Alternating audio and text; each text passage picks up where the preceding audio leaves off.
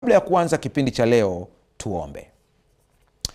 Baba yetu Mungu mtakatifu, ninakushukuru kwa siku ya leo. Asante kwa usiku wa leo ambao tena umejaa baraka tele. Usiku wa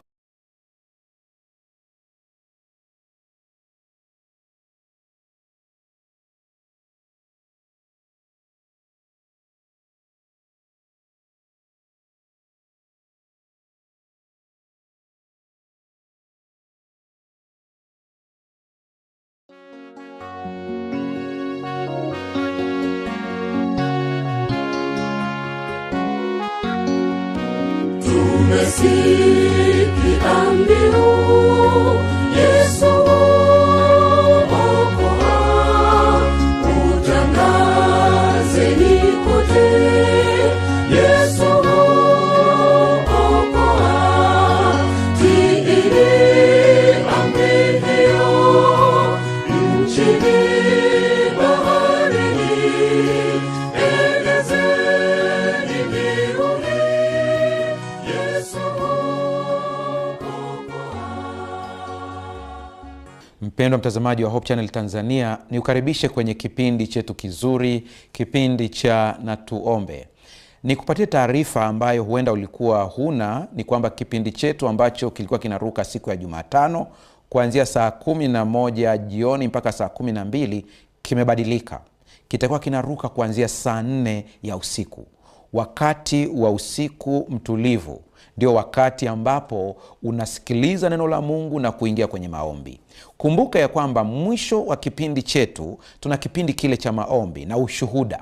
Unaweza ukatuma shuhuda zako, ukatuma maombi yako kupitia namba ambayo inapita katika skrini yako, na baadhi ya shuhuda zenu utakuwa tunazisoma ili watu waweze kusikia na kutiwa moyo. Na somo la siku ya leo litakuwa linagusa umuhimu wa ushuhuda katika vita ya kiroho.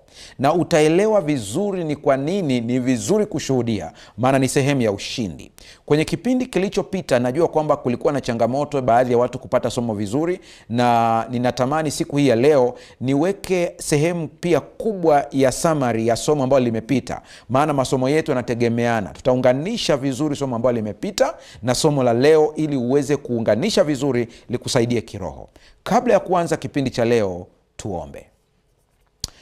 Baba yetu Mungu mtakatifu, ninakushukuru kwa siku ya leo. Asante kwa usiku wa leo ambao tena umejaa baraka tele. Usiku ambao umekusudia tuweze kuisikia sauti yako kupitia neno lako. Ninakutukuza maana we ni Mungu unayetujali, Mungu unayetupenda. Endelea kuwa pamoja nasi na somo la leo likapate kumgusa kila atakayesikia na kutazama. Kwa jina la Yesu Kristo tumeomba na kuamini. Amen. Tuliangalia kitabu cha Ufunuo sura ya 12 jinsi ambavyo kinaelezea vita ya kiroho, hasa fungu la 11.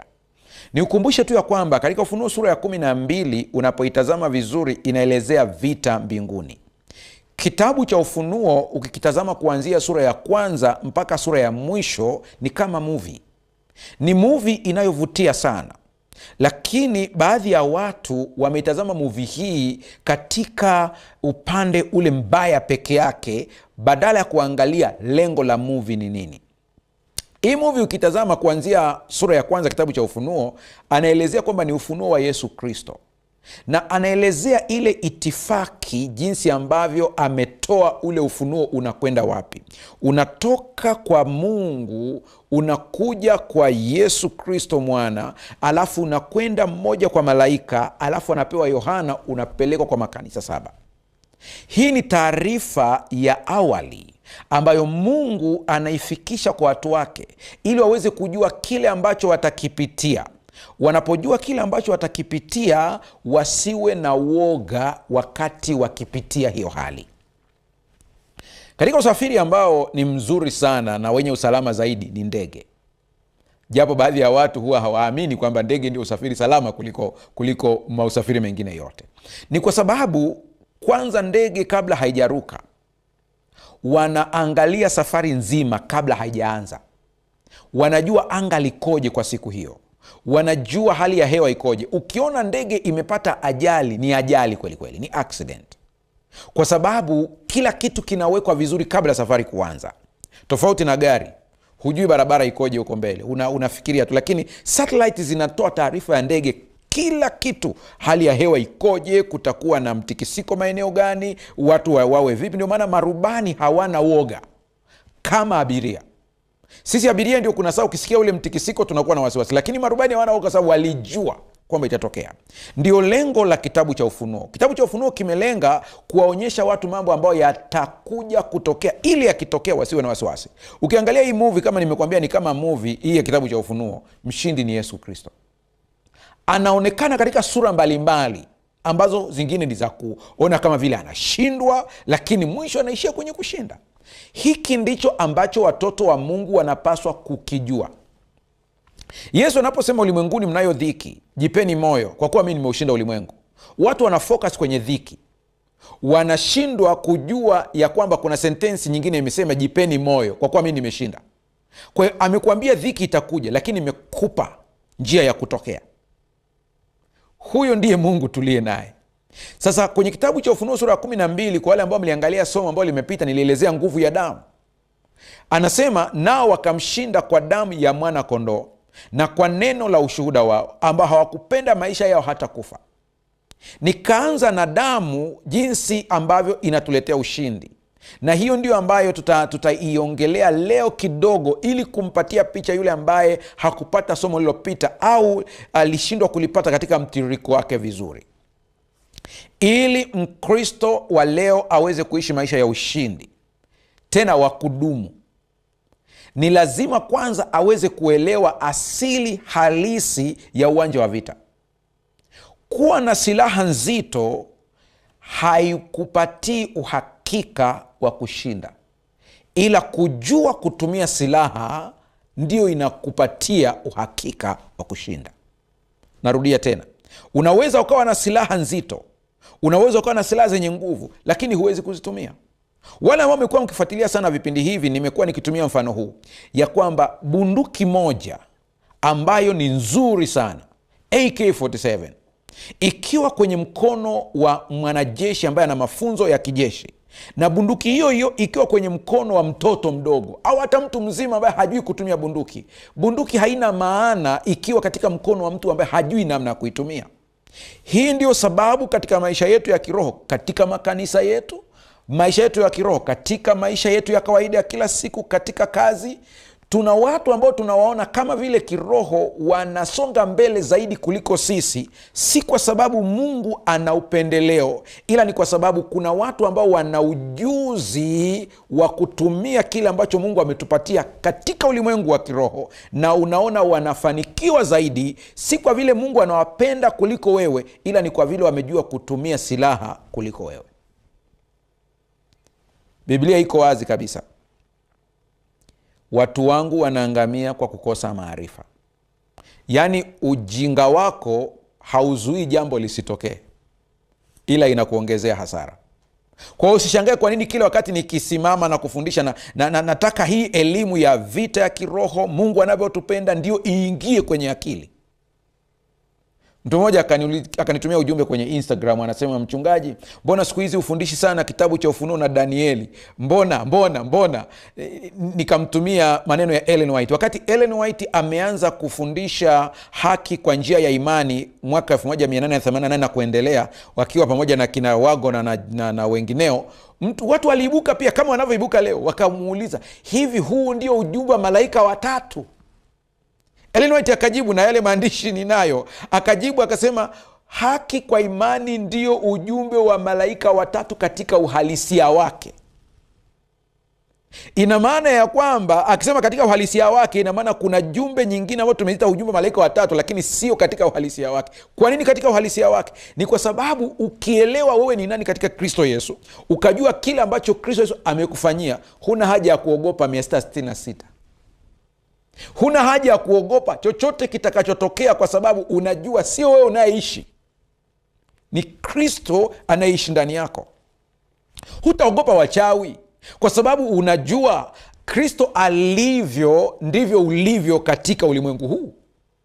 Kwa kama Kristo anaweza kulogwa, basi na unaweza ukalogwa pia, lakini kama hawezi kulogwa, basi na huwezi kulogwa.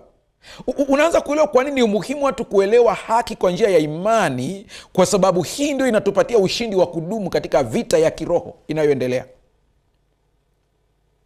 Kwenye kitabu cha Efeso sura ya 6 fungu la 12, ambapo baadhi yenu mmeshapata kile kitabu cha silaha 7 za kiroho. Wainjilisi wa vitabu wanakiuza kile kitabu, nilikiandika na baadaye na mpango wa kukiupdate na kuongeza material. Nimeeleza sura ya 6, nikaeleza zile silaha 7 moja baada ya nyingine.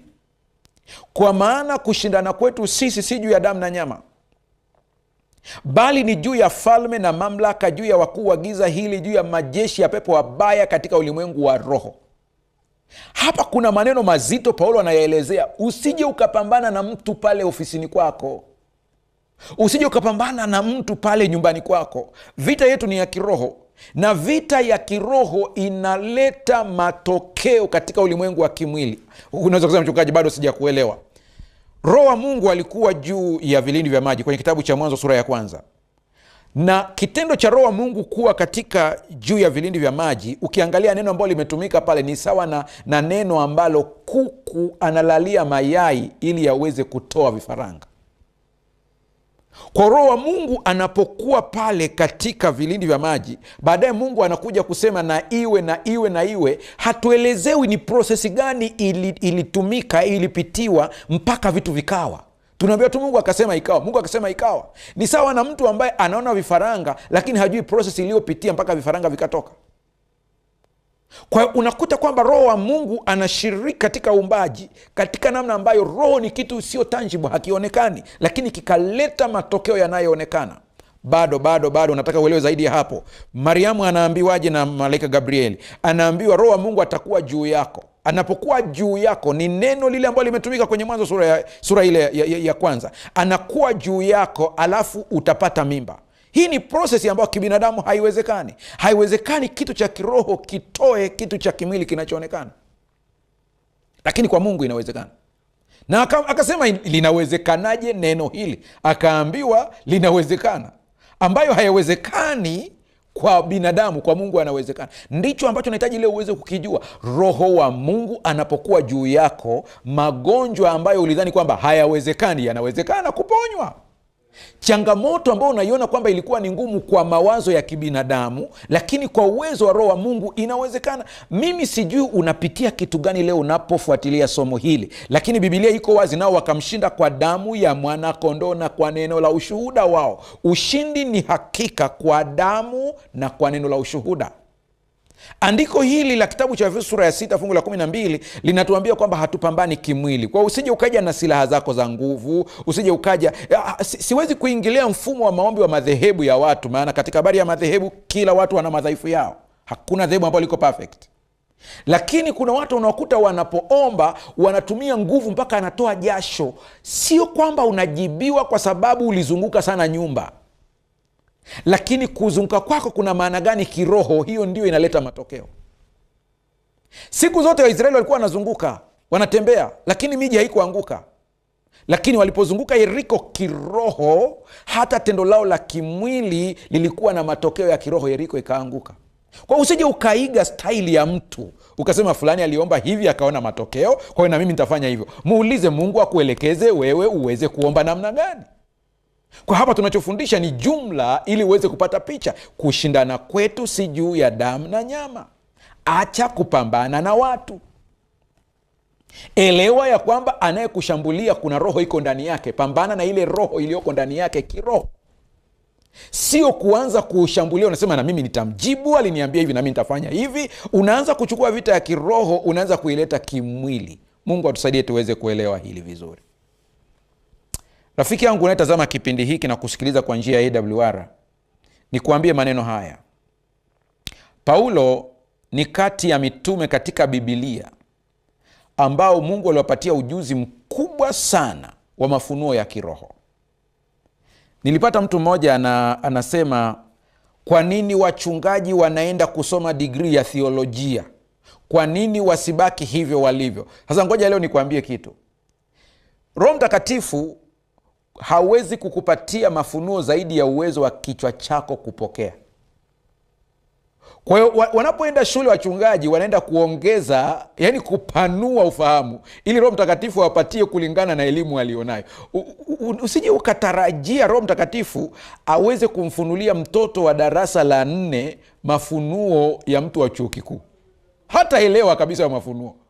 Sasa mchungaji unamaanisha nini hapo? Twende zaidi ya hapo. Nataka nikuonyeshe juu ya Paulo uweze kuelewa sasa jinsi ilivyo. Wanafunzi wa Yesu walikuwa ni 12 walioteuliwa, wale 12, ambao katika lugha ya Kiebrania 12 maana yake ni 12. Hata kwa Kiarabu ni hivyo hivyo. Hawa kulikuwa na wanafunzi wengine 70 ambao walikuwepo tu. Hawa walikuwa wanafanya kazi pia, lakini wakachaguliwa 12. Katika 12 wakachaguliwa tena 3 ambao walikuwa ni ile inner circle, watu wa ndani kabisa wa Yesu Kristo. Lakini katika hao 3 kulikuwa na mmoja ambaye alikuwa kwenye kifua chake, anaitwa Yohana. Hebu angalia hii kitu jinsi inavyokwenda. Sasa unapoitazama zaidi ya hapo, katika hawa wote ambao nimekutajia 70, 12, 3, 1, lakini tuna injili 4. Tuna injili 4 peke yake katika hizi injili. Tungekuwa na injili 70, lakini ziko 4. Ina maana ya kwamba hawa ambao walitusaidia tukapata injili 4, haina maana kwamba hapakuwa na vitabu vingine, maandishi mengine ya wanafunzi, lakini waliona kama hayana maana yoyote ukilinganisha na hiki kilichopo. Hawa jamaa wengine walikuwa na mafunuo ya ziada, na ukiangalia hizi injili 4, ukitazama jinsi zilivyo kabisa, utakuja kugundua ya kwamba katika hao wanafunzi ambao walikuwa na Yesu ni wachache. Mfano Mathayo alikuwa na Yesu, na Mathayo alikuwa ni msomi wa accounts. Ndio maana hata ukiangalia style yake ya uandishi ni accounts, ni bookkeeping style. Ndio unakuta anaanza anaelezea huyu akamzaa huyu, anaelezea vizazi kadhaa, anaelezea vizuri kabisa, mahesabu yake pale yako vizuri kabisa. Yeye target yake ilikuwa kuwaonyesha Wayahudi ya kwamba Yesu ni mtoto wa Daudi, Masihi. Ndio lengo lake kubwa. Na alikuwa na uwezo wa kuwashawishi maana ni msomi. Njoo mwangalie Yohana.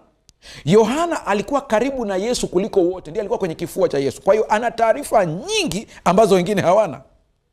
Ndio unakuta uandishi wake, yeye anamuelezea Yesu kama Mungu. Ndio maana Yohana 1 anaelezea Yesu, hapo mwanzo kulikuwa kuna neno, naye neno alikuwa, anaelezea. Unaona, Mathayo anamtambua Yesu kama Masihi. Yohana anamwambia sio Masihi, ni neno aliyefanyika mwili. Angalia ufahamu ulivyo tofauti. Unakuja unamwangalia Marko yeye wanaamini kwamba taarifa zake nyingi alizipata kwa Paulo, ambaye ndio nitakuja kukuelezea sasa habari zake leo na ujuzi wake ulivyokuwa mkubwa. Luka alikuwa ni mtafiti, researcher. Yeye kwa asili ni daktari wa binadamu, lakini alianza kufanya uchunguzi kuhusu Yesu. Alisikia habari zake, sema no, lazima nifanye research niweze kujua huyu Yesu ni nani. Alivyokuja kufanya research akatuandikia research yake. Lakini kuna watu kama Tomaso, injili zao hutakaa uzione. Kuna watu kama akina Barnaba, hutakaa uzione injili zao. Kwa hiyo mchungaji unamaanisha nini? Mungu aliibua mtu anaitwa Paulo hapo katikati, ambaye anaweza kuwafikia wasomi. Maana kuna maeneo ukimpeleka Petro aweze kuhubiri, hawezi kusikilizwa, maana wanauliza CV. Wakati ule Ukristo ukiwa unaibuka, kulikuwa na falsafa za Kigiriki, kulikuwa na falsafa za Kirumi. Watu walikuwa wanaelewa mathematics vizuri. Kwa hiyo hata ukisimama ukiongea wanauliza ana nini huyu? Mungu akamuibua Paulo, msomi kwa level ya wakati ule. Alikuwa na masters ya philosophy, alikuwa na bachelor ya religion, ya theology, sorry. Alikuwa na uwezo mkubwa sana ujamaa. Alisoma na watu kama kina Agripa, ambao walikuwa ni viongozi wakubwa katika serikali ya Kirumi, na walikuwa wanamjua Paulo ni msomi wa vitabu. Ndio sababu kwenye kitabu cha Matendo ukisikia wanapoongea kwenye kesi, siku moja mmoja kati ya magavana ambaye alikuwa anamjaji Paulo akamwambia, kusoma kwako kwingi kumekuharibu akili. Ndio nasikia watu wanasema watu wakisoma wanaharibikiwa. Lakini mimi nimekuja kugundua hivi, ninavyoendelea kusoma sana vitabu ndipo ninagundua sijui. Yaani kuna vitu huko nyuma ambavyo nilikuwa nimevisema, nikija kuviangalia upya nasema ningekuwa na uwezo ningefuta hii video. Kwa sababu nakuta hiki kitu sio sawa kabisa hiki. Huyu Paulo ndiye ambaye tumemsoma wa Efeso sura ya 6. Kwenye kitabu ambacho nimekiandika cha namna ya kushinda vita ya kiroho, nimeelezea hizi rank alizoziweka vizuri Paulo, akiwa na ufahamu mkubwa wa eneo la Efeso ambalo lilikuwa ni eneo la miungu na uchawi. Hakuna, usitishiwe na hivi vitu unavyoona siku hivi watu wanavyoita uchawi. Hii ni maigizo tu haya. Haya ni maigizo. Wale jamaa walikuwa wako wazi kumwabudu shetani kabisa, wazi kabisa. Kulikuwa kunafanyika vituko kabisa. Ndio anawaandikia Wakristo wakati ule, anawaambia msiogope, mmepewa silaha za kupambana. Ukisikia anaandika Yohana kitabu cha Ufunuo, kanisa liloko Pergamum, kanisa la Laodikia, kanisa liloko Pergamo, kanisa ambalo liko Efeso, akiwaandikia pale, anawaandikia, anajua kitu ambacho anapambana nacho. Hiki ndicho natamani uweze ukielewa. Hasa msikie Paulo ambaye nimekuambia sifa zake kwenye kitabu cha Korinto wa pili sura ya 10 fungu la 3 mpaka la 4. Kumbuka ana ujuzi mkubwa, kwa mafunuo yake pia ni makubwa. Maana ingawa tunaenenda, ni Waefeso wa Korinto wa pili sura ya 10 fungu la 3 mpaka la 4. Anasema maana ingawa tunaenenda katika mwili, hatufanyi vita kwa jinsi ya mwili. Maana silaha za vita vyetu si za mwili, bali zina uwezo katika Mungu hata kuangusha ngome. Ndio Paulo anakuambia hivi, usije ukachanganyikiwa ukaona unaenenda katika mwili. Wewe ni physical being, unatembea, tunakuona. Lakini anakuambia usije ukachanganya ukafikiri vita yako pia ni vita ya kimwili. Vita yako ni ya kiroho. Ndio sababu kuna wakati unaweza kuhamishwa ukapelekwa ofisi nyingine. Ukifika pale automatiki kuna namna unasikia kama hakuna amani moyoni. Wanasaikolojia atakwambia ni kwa sababu ya eneo jipya, lakini neno psychology ni neno la Kiyunani lenye asili ya neno psyche, ambayo ni nafsi, ni taarifa ya nafsi, roho.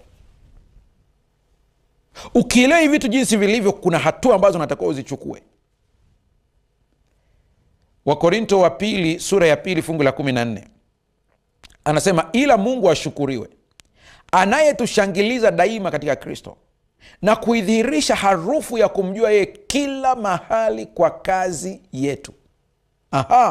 Kumbe ninatakiwa nishangilie. Mungu ananipa furaha ndani yangu, ananifurahisha, si katika mali, si katika elimu niliyo nayo, si katika degree nilizo nazo, si katika magari, si katika nyumba, si katika cheo, ni katika Kristo Yesu. Yaani ukimjua Kristo Yesu, ukajua alichokufanyia, unapaswa kufurahi. Furaha yetu mara nyingi imejengwa katika vitu vinavyoonekana, lakini katika damu ya Kristo tuna furaha kwa kile ambacho Kristo ametufanyia. Petro wa kwanza 5 fungu la 7, huku mkimtwika yeye fadhaa zenu zote, kwa maana yeye hujishughulisha kwa mambo yenu.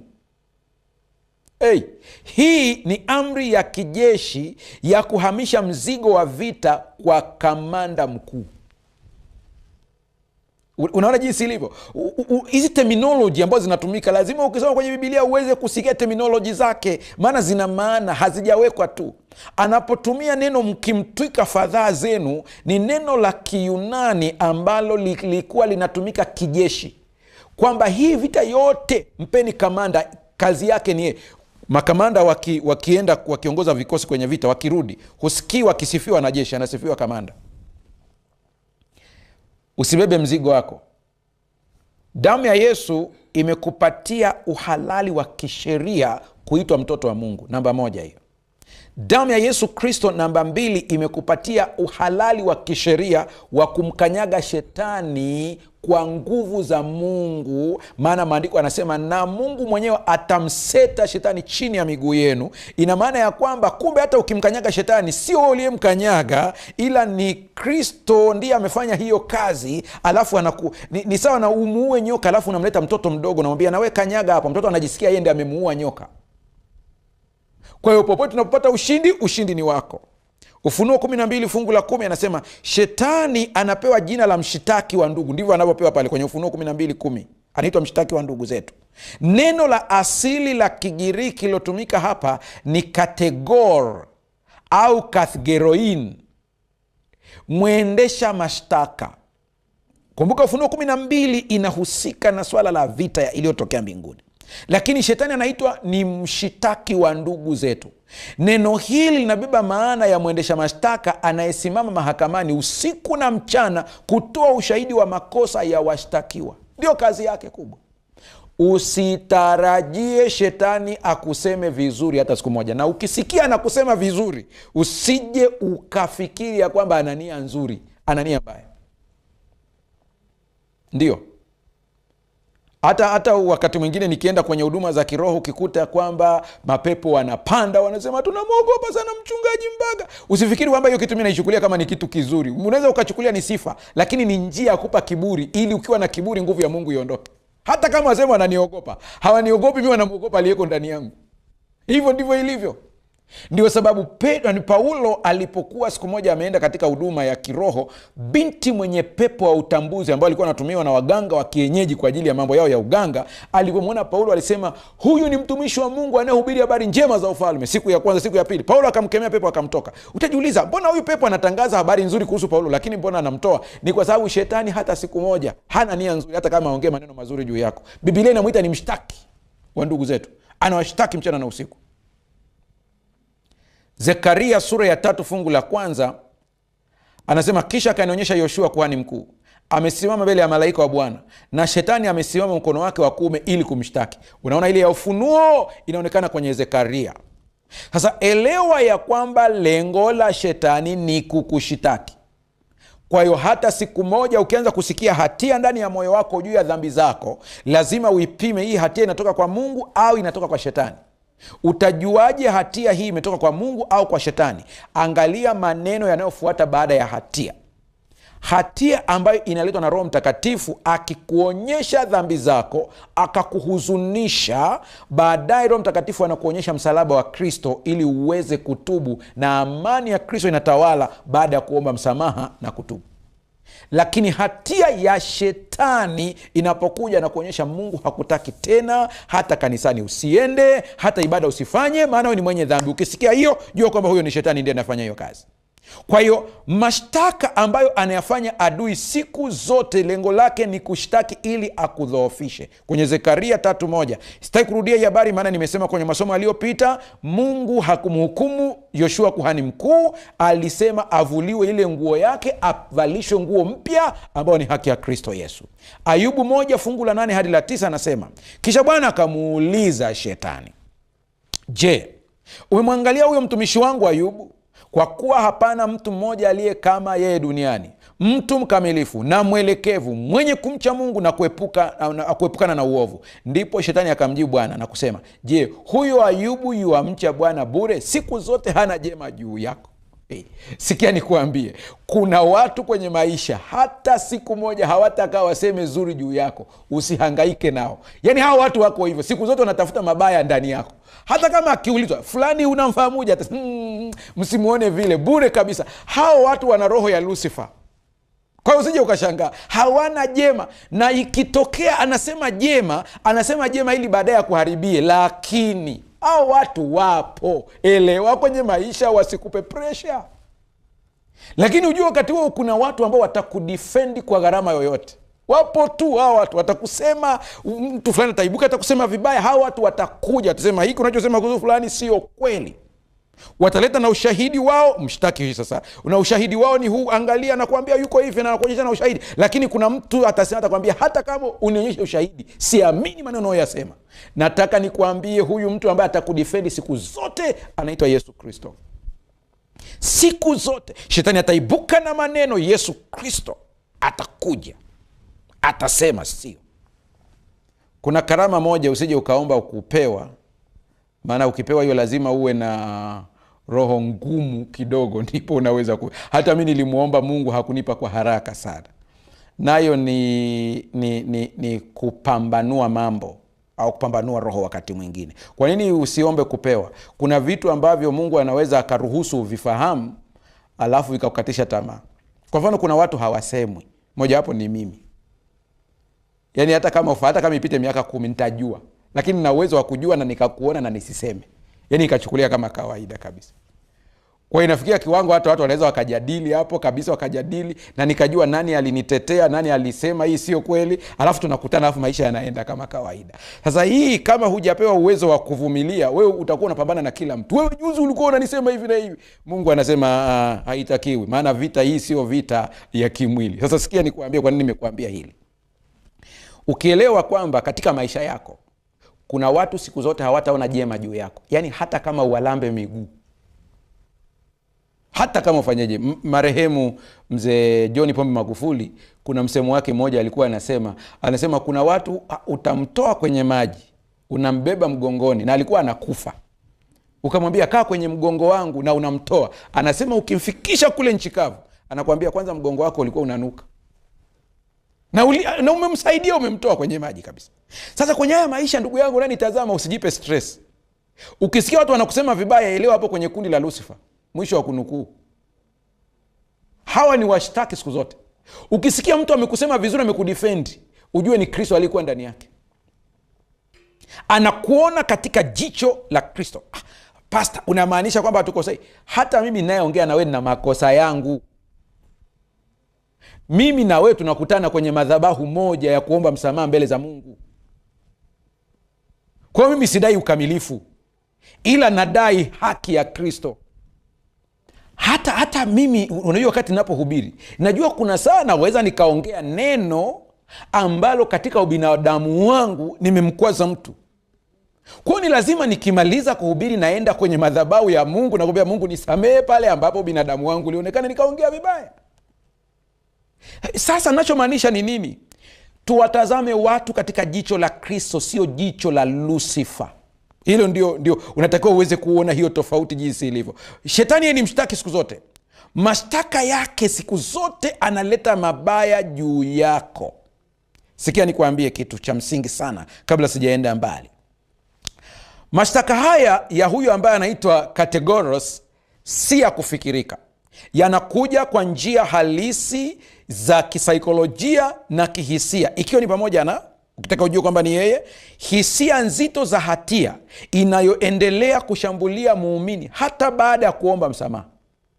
Umeomba msamaha, lakini unaona bado mashambulizi ya hatia yanaendelea, jua ni yeye. Aibu ya kujificha inayomzuia mtu kutafuta msaada na kushirikiana na wengine, ukiona hivyo ujue ni yeye. Kujiona hafai, yani mtu anajiona hafai kufanya kazi ya Mungu kutokana na makosa ya zamani.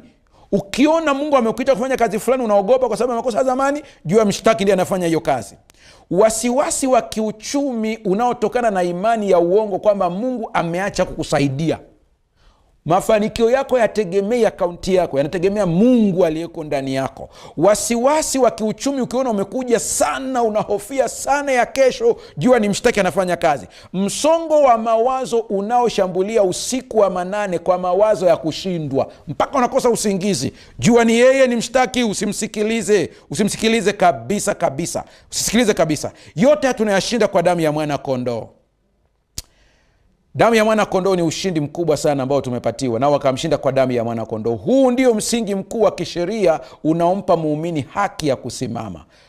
Ni damu ya Kristo inatupatia haki ya kusimama. Ukianguka unasimama, sio kwa sababu ni mtakatifu, ila kwa sababu damu ya Yesu Kristo. Huwezi kumshinda mshitaki kwa kutumia matendo yako mema, elimu yako au haki yako binafsi, kwa sababu mshitaki hutumia sheria yenye kuhukumu. Kwa ukisimama ukidai ya kwamba kwa sheria ya Mungu wewe ni mkamilifu, atakuonyesha wewe hukuzini lakini wewe ni muongo.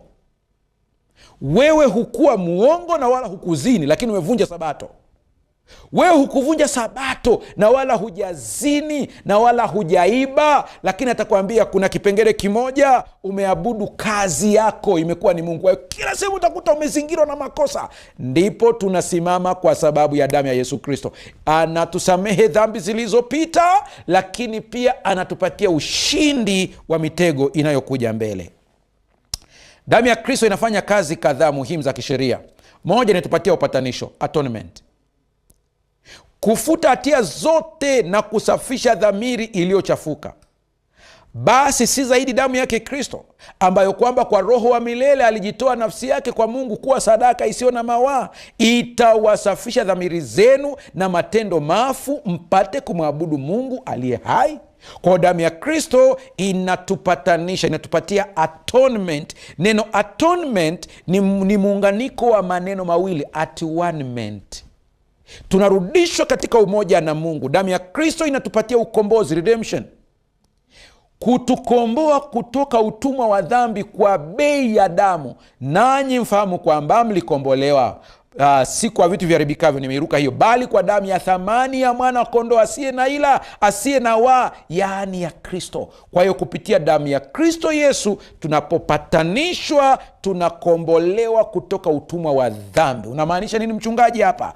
Hakuna dhambi ambayo inaruhusiwa kukutawala tena. Hakuna addiction inayoruhusiwa kutawala tena. Unaweza ukasema lakini nimempokea Kristo, bado kuna addiction zinanisumbua. Zipeleke kwa Kristo. Unakumbuka kwa Petro tuliona mtwike fadhaa, ni neno la kijeshi, ni military term. Kuachia vita, apambane komanda. Shida ni kwamba wewe unataka ushinde hiyo addiction yako ya pombe, addiction yako ya pornography, addiction yako ya sigara, addiction yako ya mengi yote, ya taje yote. Unataka uishinde kwa nguvu zako wewe mwenyewe. Mpelekee Yesu Kristo. Surrender. Kila siku surrender. Unasarenda kwa namna gani? Sina haja ya kupa training ya kusarenda. Wewe kila wakati ukipiga magoti mwambie Yesu, mzigo huu umenishinda, beba. Nina ushuhuda wa mtu mmoja ambaye alikuwa na changamoto ya addiction ya ujanani, ambaye alikuwa anaifanya kila siku kwa muda wa miaka 7. Ni matendo machafu alikuwa anafanya peke yake. Miaka 7. Akaniambia mchungaji, nimejaribu nimeshindwa. Nikamwambia simple, mkabidhi Yesu. Ninamkabidhi kwa namna gani? Nikamwambia kila wakati ukitaka kufanya kile kitendo, mwambie Kristo, kitendo hiki kimenishinda, njoo tufanye pamoja. Yule kijana mpaka sasa hivi ni mzima kabisa, hafanyi yale mambo tena. Mkabidhi Yesu. Kupitia damu ya Kristo tuna ukombozi. Lakini kupitia damu ya Kristo tunafutiwa hati ya madeni. Kwa hiyo hiyo ni lugha pia ya kisheria. Ni cancellation of charges. Ulipewa hukumu mahakamani, imefutwa, hukumiwi tena. Kisheria faili la mashtaka ambalo mshtaki alishikilia dhidi yetu limefutwa na kugongomelewa msalabani. Akiisha kuifuta ile hati iliyoandikwa ya mashtaka kwa hukumu zake iliyokuwa ikisimama kutupinga, akaiondoa isiwepo tena, akaigongomelea msalabani. Wewe unayenitazama, husimami tena ukiwa una wazo la kuhukumiwa. Umesamehewa. Damu ya Yesu inatupatia utakaso. Lakini utakaso ni kutupatia haki. Nikiwa namaanisha justification. Warumi 5:9. Tunatangazwa kuwa ni wenye haki mbele za Mungu. Basi zaidi sana tukiisha kuhesabiwa haki katika damu yake, tunaokolewa na ghadhabu kwa yeye. Alafu mwisho kabisa, sio kwa yote, lakini ni kwa kuelezea tu siku ya leo, damu ya Yesu inatupatia haki ya kuingia mbele za Mungu. Access to God. Huna haja ya kupitia kwa Pastor Mbaga. Huna haja ya kupitia kwa mzee wa kanisa. Wewe una access direct kwa Mungu kupitia damu ya Yesu Kristo. Kama kuna karama Mungu alimpa Pastor Mbaga inatakiwa itumike kukusaidia, ni Mungu atoe order kutoka kwenye kiti chake. Lakini wewe una access ya direct kwa Mungu. Sasa angalia vizuri haya maneno. Ametumia neno mwana kondoo. Kumbuka hii ni sehemu ya kwanza ya somo, usipotee hapa. Hii ni sehemu ya kwanza, tutaingia sehemu ya pili ambayo tutaongelea habari ya ushuhuda kwa kina. Sehemu ya pili itakuwa ni Jumatano ijayo usiku masaa kama haya. Anasema ni kwa damu ya mwana kondoo. Kwa nini? Ni muhimu kutambua kwamba Yohana anatumia neno la Kigiriki maalum anapomwelezea Yesu. Anatumia neno la Kigiriki arnion, mwana kondoo mdogo aliyechinjwa. Hii ni tofauti na neno amnos, kondoo mkubwa, linalotumika mahali pengine. Zingatia sana, nimesema leo hata kama tamalizia hapa ni sawa, ili tuingie kwenye ushuhuda sehemu ya pili somo lijalo. Lakini lazima tuelewe kwa kina haya maneno na misamiati yake. Neno alilotumia ni arnoni, ambalo kwa Kiswahili na Kiingereza yote imetumia neno ni mwana kondoo. Lakini kwa Kigiriki haya maneno, kuna neno arnon na kuna neno amnos. Ni maneno mawili tofauti ambayo kote yanaweza kutafsiriwa kondoo, lakini kwa haki litakiwa kondoo mdogo na kondoo mkubwa. Anapotumia neno arnoni, mwana kondoo mdogo aliyechinjwa, sisi tunashinda si kwa sababu ni damu ya amnos, ila tunashinda kwa sababu ya damu ya arnon au arnion, damu ya mwana kondoo mdogo. Sikiliza sasa. Neno arnion linaonyesha udogo, udhaifu wa nje na hali ya kuchinjwa. lakini ndiye mwenye nguvu zote. Wakati ulimwengu ukitafuta nguvu kupitia utawala wa mabavu na ubinafsi, mfumo wa Mungu unaonyesha kwamba mamlaka kuu zaidi ya kiroho inapatikana kupitia dhabihu ya hiari. Unyonge kadogo, lakini kakafa kwa ajili ya wengi. Mchungaji, unamaanisha nini hapa? Tuliza akili yako napokwenda kuongea haya. Katika vita ya kiroho, kuna saa unaweza ukaona kama vile unashindwa, kama vile mambo hayaendi. Kuna mtu anakuambia, mbona nilipoomba ndipo maadui waliibuka zaidi? Katika ufalme wa Mungu tunashinda kwa mwana kondoo mdogo dhaifu. Kwa hiyo sio kwamba kila ukiomba utaona vitu vinabadilika pale pale. Kuna vitu vingine ni process. Unajua hata Yesu wakati anakufa msalabani ni kama vile anashindwa. Ukiona wanafunzi wa Yesu wamejifungia wakati wa kifo cha Yesu, ni kwa sababu walikata tamaa. Walidhani Yesu anakuja kuanzisha ufalme, awafukuze Warumi, atawale, aanzishe ufalme wa Mungu. Hata kama aliwaeleza sana, baadhi yao hawakuelewa. Lakini sasa wanamuona anakamatwa, wanashangaa, mbona mikono yake ilitenda miujiza? Leo hii anakubali anakamatwa. Ndiyo maana Yesu alipokuwa anakamatwa aliwapatia somo moja ili waweze kuelewa, aonyeshe kwamba nguvu zile za kutenda miujiza bado ninazo, lakini sitazitumia hapa, maana sio matumizi yake hapa. Ndio unakumbuka walipokuja wanamuuliza kwamba tunahitaji tumkamate Yesu wa Nazareti, ni yupi? Yesu akamwambia, ni mimi, mkamateni. Kasome vizuri Biblia yako, inasema aliposema ni mimi, mkamateni, walianguka wote, walianguka chini. Kwa nini? Alitumia neno mimi ambalo ni jina la kiungu. Mimi niko. Nguvu ikaja ikawapiga wote chini. Walipoamka hawana akili za kusema kuna nguvu kubwa, bado wanataka kumkamata. Petro akadhani ni vita ya kimwili, akatumia upanga kama wewe unavyokosea. Kuna saa unaweza ukaona kama vile Mungu haingilii mambo yako, lakini ndio staili yake ya utendaji. Sikiliza nikwambie, ukimwamini Mungu hata wakati ambapo huoni ushahidi wa macho, ndipo mambo yanatendeka. Ni kweli kuna saa utatembea katika hiyo imani, lakini bado huoni mambo. Pako unasema, mbona imani yangu inatikisika? Nikwambie, ukisikia imani yako inatikisika, usikate tamaa. Rudi pale pale kwa Mungu, mwambie imetikisika, atakwambia nitakuimarisha tena. Yesu anakamatwa, anafungwa. Lakini anayefungwa mikono yake ni yule ambaye kwa nguvu yake bahari ya Shamu iligawanyika. Kwa usishangae kuna saa unamuomba aingilie kati, usifukuzwe kazi, lakini ananyamaza kimya mpaka wanakaa kikao cha kufukuza kazi. Amenyamaza, sio kwamba ameshindwa. Wakati huu kuna jaribu linaweza kukupata. Utaanza kuwaza, au hasikii maombi yangu? Anasikia, lakini ni mwana kondoo. Kuna saa mwana kondoo unaweza ukamwona kama anazidiwa hivi. Hii ni movie, lazima uelewe hii movie ilivyo. Wale ambao mmeangalia movie, kuna saa yule Sterling anapigwa mpaka unasema anakufa, lakini baadaye anavyoibuka na ushindi mpaka unashangaa, hivi ameibukaje na ushindi? Ndivyo mwana kondoo alivyo. Nimesema hivi, yeye si kondoo mkubwa amnos, yeye ni arnion, kondoo mdogo. Ndivyo alivyo. Anafungwa, anaburuzwa, anapelekwa. Unakumbuka Yohana, wanafunzi wote walimkimbia. Wote walimkimbia wanafunzi. Akabaki Yohana peke yake. Yohana naye kuna saa alizidiwa akakimbia mpaka akaacha nguo. Maana alisema, mbona jamaa kama anashindwa, alichotuahidi mbona sicho anachotenda? Mbona alituahidi ya kwamba atakuwa hivi?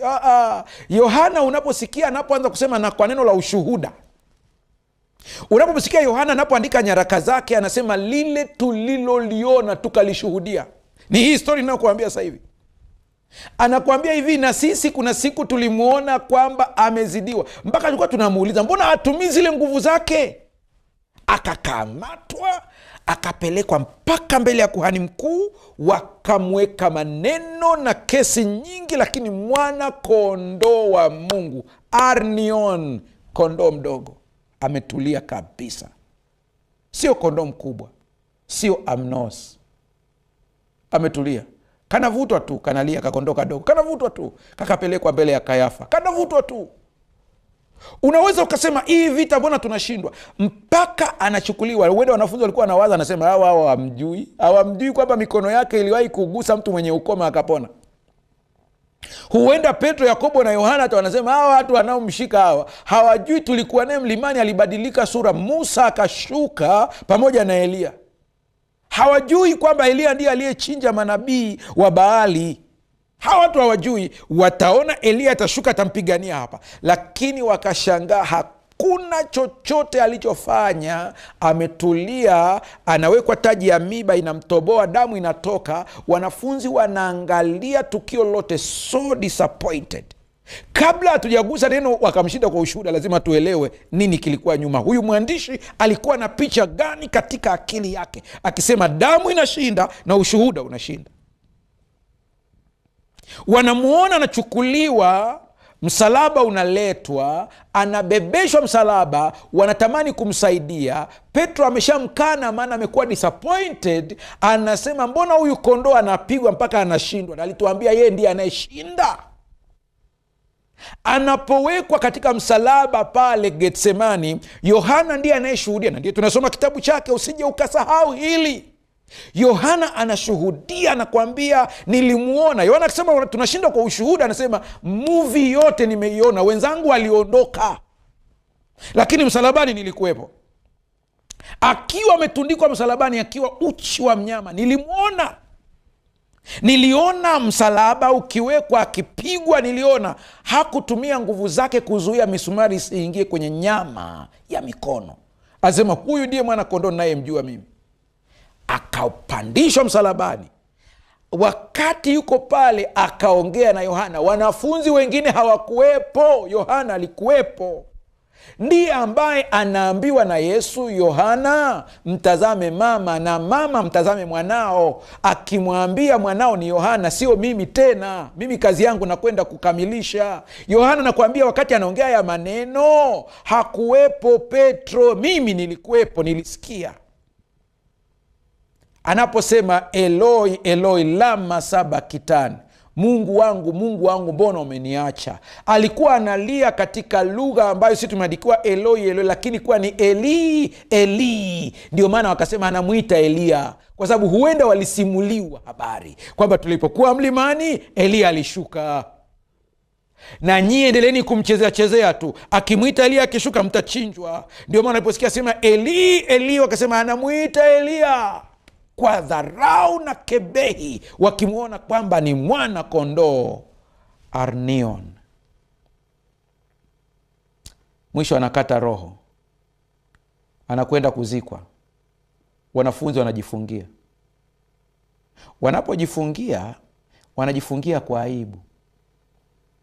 Tuliwaambia ndiye Masihi, tuliwaambia watu atakuja, atatoa serikali ya Kirumi, atatawala. Tuliwaambia. Tutapeleka wapi nyuso zetu? Tutapeleka wapi nyuso? Hawa wanawake ambao wanakwenda kumpaka mafuta, si kwamba wanampaka Yesu mafuta kutarajia atafufuka. Alishawaambia siku ya 3 nitafufuka, lakini bado wanakwenda kumpaka mafuta maiti, wakijua ataendelea kukaa katika kaburi. Ndio. Lakini siku ya 3 anafufuka. Wakiwa wamedamka asubuhi, Jumapili asubuhi, siku ya kwanza ya juma, ili waweze kumpaka Yesu mafuta, maana walipumzika siku ya Sabato kama desturi ilivyokuwa. Asubuhi wanakutana na malaika katika umbo la kibinadamu. Malaika hawaji na mabawa kama tunavyoonyesha katika picha. Zile ni picha za kutuelimisha, maana kuna uhusiano mkubwa kati ya mabawa na kuruka. Kwa hiyo watu watauliza anarukaje? lakini kote walipokuja malaika walikuja katika maumbo ya watu halisi. Na anapokuja katika umbo halisi, hata leo tumekutana nao bila kujua. Biblia ndivyo inavyotuambia, msiache kuwakarimu wageni, kwa kufanya hivyo wengine waliwakaribisha malaika pasipo kujua. Kwa hiyo malaika wanakuja katika umbo la kibinadamu, wanakutana naye, wanaanza kumuuliza, yuko wapi? Kuna maiti wetu alikuwa kwenye kaburi hili hapa. Yule anasema, mnamtafutaje aliye hai kwa wafu? Mama analia, anamwambia, kama kuna mahali umemficha niambie, maana kulikuwa na tabia ya watu kufichiana maiti zama zile. Niambie ulipomweka, mimi nikampake mafuta. Ndipo anajua kumbe anaongea na malaika baadaye. Yesu anakuja, anajitokeza moja kwa moja, anaongea lugha ambayo anaielewa, akamwita jina la nyumbani. Nimekuambia hivi, hata mimi kuna mitaa nikipita popote pale duniani humu, kuna jina nikisikia mtu akiniita, najua huyu ananifahamu tangu utoto. Ndio maana kuna lugha waliongea na Mariamu, Mariamu akajua ni yeye, na Mariamu naye akaongea lugha ambayo walikuwa wanaongea na Yesu, akasema, Rabon, mwalimu wangu. Amefufuka kama alivyosema. Nataka nikuambie, ukimsikia Yohana anaposema tunashinda kwa ushuhuda, anakuambia, sikilizeni, mkiona mnateswa, msifikiri adui zenu wataendelea kuwatesa milele. Ninajua huyu Yesu alivyo, nilishuhudia. Kuna saa tulijifungia tukidhani hatuwezi kuokolewa tena, tumeingia aibu, hawezi kuonekana tena, yuko kaburi, lakini akafufuka. Tofauti na kanuni ya kibiolojia ambayo tunajua mtu akifa hawezi kurudi tena, lakini kwa nguvu za Kristo Yesu, Yohana anakuambia, nilishuhudia. Tulipokuwa tuko mahali tunaongea, alikuja katikati yetu. Tomaso akaja akakataa, akasema sio yeye. Akamwambia, kama ni wewe, nina vitu viwili, nikivigusa nitajua. Niguse makovu katika mikono, maana najua ulipigwa misumari. Niguse tena katika ubavu, maana najua kuna mtu alikuchoma mkuki. Nikiona hizo alama tatu nitajua ni wewe. Akamwambia, njoo uniguse. Tomaso akagusa, sema, oh, ni wewe. Mchungaji, nataka kusema nini hapa? Tunashinda kwa damu ya Yesu na kwa neno la ushuhuda. Ushuhuda upi? Ili uweze kuwa na ushuhuda, lazima ukutane na Yesu katika maisha. Ili uweze kuwa na ushuhuda, lazima ukutane na Yesu katika Biblia. Kanisa la Waadventista wa Sabato, mwaka unaokuja 2027, kitabu ambacho kinasomwa kwa kasi kubwa, moja ya kitabu ambacho kinasomwa kwa kasi kubwa sana, ni kitabu cha Tumaini la Vizazi Vyote. Kile kitabu ukikisoma utakutana na Yesu humo ndani, utasimama na ushuhuda. Usidanganywe na hali halisi. Hali halisi inaweza kuonyesha unakufa, lakini katika nguvu ya Mungu unainuka tena. Hali halisi inaonyesha dhambi imekushinda, lakini katika ulimwengu wa kiroho mwana kondoo anakuja kushinda. Mungu akusaidie sana. Utazame ushuhuda. Katika somo lijalo, muda kama huu, wiki ijayo, tutaanza kuangalia namna ya kutumia ushuhuda katika vita ya kiroho. Lakini kuanzia leo, beba neno hili. Unapomwona kama vile anaanguka, endelea kumwamini. Ukiwa naye katika boti, ukaona upepo ni mkali, maji yanaingia ndani, lakini kama uko na Yesu, atatuliza bahari. Sijui unapitia bahari gani katika maisha yako. Tunapokwenda kuomba sasa, mkabidhi shida yako. Unashinda kwa sababu ya damu ya Yesu Kristo. Endelea kutuma ujumbe wako kupitia namba iliyoko hapo. Endelea kutuma shuhuda zako. Endelea, wale mnaofuatilia kwa njia ya YouTube, endelea kutuma maombi yako au shuhuda zako mbalimbali hapo. Watu mbalimbali mnaendelea kutuma ujumbe kupitia YouTube. Tunaenda kuomba sasa kwa ajili yenu. Popote ulipo, jiandae kwa ajili ya maombi na tuombe. Baba, ninakushukuru kwa ajili ya siku hii ya leo. Asante kwa ajili ya mtazamaji na msikilizaji. Tunashinda kwa damu ya mwana kondoo na kwa neno la ushuhuda. Baba, ninakutukuza maana wewe ulishinda hapa duniani kupitia Yesu Kristo. Hata pale alipokuwa katika merikebu na pakajaa upepo mkali sana, wakafikiri wanazama, Yesu kwa kitendo cha kuwepo, merikebu haikuzama. Na kuomba ukamsaidia mtazamaji huyu, yupo katika wakati mgumu, anaona ndoa yake inazama, Yupo katika wakati mgumu, anaona afya yake inazama. Yupo katika wakati mgumu, anaona mtoto wake anazama. Lakini kwa vile Yesu yupo, neno lake moja linatuliza bahari. Tuliza bahari katika ndoa ile, tuliza bahari katika familia, tuliza bahari katika maeneo yote. Ushindi kwa damu yako Yesu Kristo, maana damu hii inazidi damu ya wanyama, inazidi damu ya kila aina ya kafara ambazo zimefanyika. Inanena mema kuliko damu ya Abeli. Kwa damu hii mpe ushindi mtoto wako akauone, na tusaidie somo lijalo tukaone nguvu ya ushuhuda. Kwa jina la Yesu Kristo tumeomba na kuamini, amen. Mpendwa mtazamaji, kipindi kijacho usikose. Utaona nguvu ya ushuhuda ulivyo kwa kina sasa. Lakini Yohana anaposhuhudia matendo makuu ya Yesu, yanamfanya asiogope kule anapoenda. Na wewe nakuambia leo, usiogope yaliyoko mbele. Umepewa haki kupitia damu ya Yesu na ushuhuda wa neno la Mungu ya kwamba Yesu ni mshindi. Bwana akubariki.